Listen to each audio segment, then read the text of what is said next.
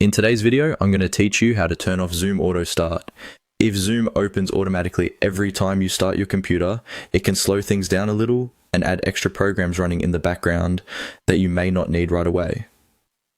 Turning off Auto Start is a simple way to keep your startup a bit cleaner and give you more control over what launches when Windows begins.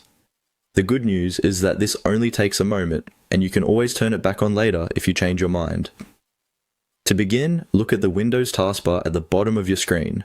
Move your mouse to an empty area on the taskbar, then right-click. This will open a small menu with several system options. From that menu, click on Task Manager. If Task Manager opens in a smaller simplified view, you may need to expand it first so you can see all available sections. Once Task Manager is open, look for the Startup icon or the Startup Apps section.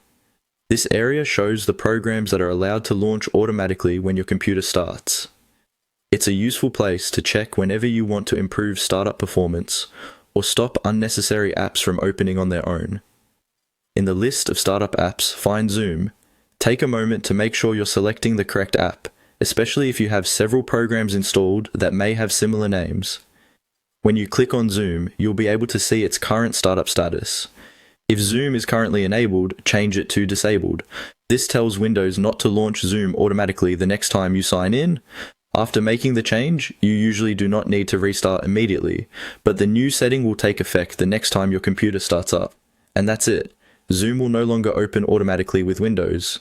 This can be helpful if you only use Zoom occasionally, or if you prefer to open it manually when you actually need it. If you ever want to reverse this change, just come back to the same Startup section in Task Manager and enable it again.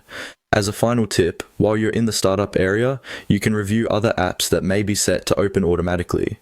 Disabling apps you don't need at startup can make your computer feel a little faster and less cluttered when it first turns on. Thanks for watching, and I'll see you in the next video.